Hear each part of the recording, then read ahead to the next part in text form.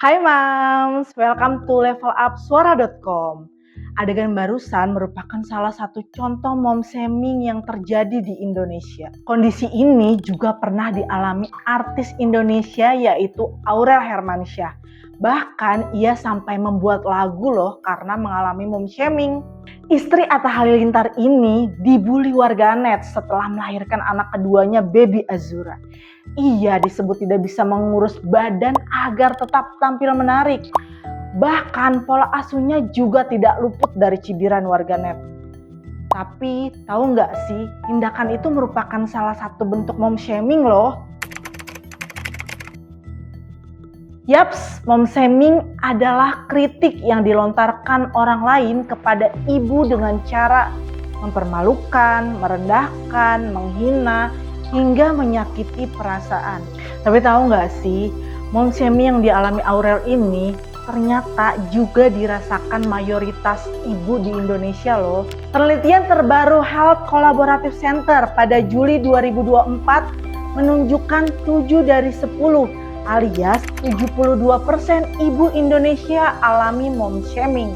Peneliti utama riset ini, Dr. Ray Basrowi menjelaskan, mom shaming sangat mempengaruhi emosi dan mental seorang ibu. Bahkan mayoritas pelaku mom shaming adalah keluarga dan saudara loh. Sedihnya, dari banyak kasus mom shaming ini, hanya 11% yang berkonsultasi ke psikolog atau ahli. Nah, menariknya ada perbedaan sudut pandang mom shaming dari baby boomer versus Gen Z nih. Kita denger yuk apa kata mereka? Pernah sih dengar, cuman arti dan tujuannya itu belum paham. Tahu, mom shaming itu biasanya berkomentar atau mengkritik cara mendidik atau mengasuh anak. Enggak tahu apa sih namanya mom shaming. Pernah sih, waktu itu lahiran anak pertama kan sesar. Ya kerabat, saudara, banyak yang pada bilang kata emang nggak bisa lahiran biasa. Terus kan kalau kayak gitu kan kayak bukan perempuan aja. Menurut saya sih kayaknya pernah ya, sengaja atau nggak sengaja, sadar nggak sadar sih kayaknya hampir semua ibu kayaknya pernah mengalami mom shaming, apalagi untuk new mom. Pernah pastinya. Pernah sih, dulu lagi baru-baru melahirkan, hitam katanya, gendut katanya gitu. Tapi ya memang kenyataan ya kita nerimain aja apa adanya, istilahnya ya memang kalau menurut itu sih ada hikmahnya ya, tinggal kita ambil hikmahnya. Kalau memang itu kenyataan ya kita perbaiki. Cuekin aja lah, namanya mulut orang mah kalau dilayanin capek.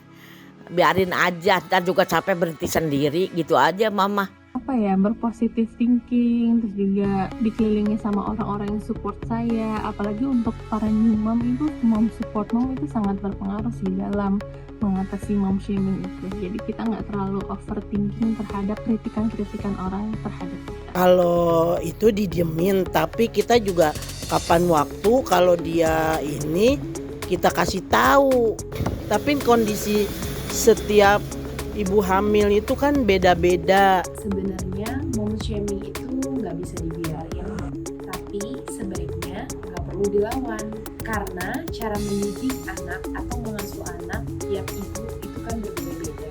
Karena cuman kita sebagai orang tuanya yang tahu mana yang terbaik untuk anak kita sendiri. Kalau untuk dilawan secara kata-kata nggak usah ya, dengan kita berintrospeksi diri aja. Kalau memang benar kenyataannya kita seperti itu ya, kalau memang gendut ya kita olahraga, kita itu. Tapi minimal hati kita jadi kuat, jiwa kita jadi kuat. Gimana kita mengatasi hal seperti itu. Nah, itu dia pendapat ibu-ibu baby boomer versus ibu Gen Z soal mom shaming. Tapi sebenarnya gimana sih cara menghadapi mom shaming? Kita dengar langsung dari ahlinya yuk.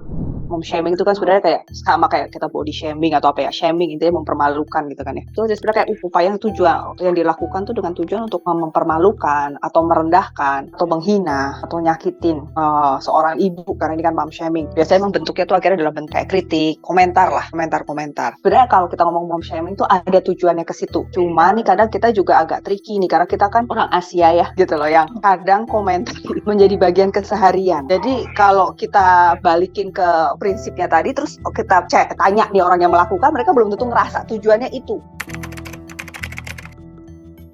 Kayak kenapa kalau untuk orang-orang yang mom shaming ini ya kena mom shaming, kita yang selalu kita bilang nggak usah dimasukin hati, tanggepin aja deh, anggap aja ketawa gitu, anggap aja tuh kalau perlu ya saya thank you aja, tapi nggak usah dimasukin ke hati gitu. Biasanya kalau dia putus, oh ya makasih ya buat intinya, tapi nggak usah dimasukin hati, nggak usah ikut-ikutan panas, karena sebenarnya orang yang berkomentar itu yang punya masalah. Nah kita tinggal kita pilah-pilah aja, oh mana sih komentar yang kayak kita memang perlu concern ya, mana yang enggak. Jadi kalau kita memang bener mau gitu ya, kita sebenarnya sebelum komentar kita cek dulu motif kita apa. Motif kita, kalau motifku aku sebenarnya pengen beramah tamah gitu misalnya, cari pembicaraan lain untuk beramah tamah. Atau motifku tuh sebenarnya pengen dia tadi concern. Oke, kalau gitu pilih kata-kata yang lebih menunjukkan concern instead of menghina. Jadi buat para ibu-ibu nih, bisa banget kok ngikutin saran psikolog tadi. Yang perlu diketahui, semua ibu itu sempurna karena akan melakukan yang terbaik untuk anak-anaknya. Kalau dirasa lelah dan butuh teman cerita, bisa banget kok cerita ke suami.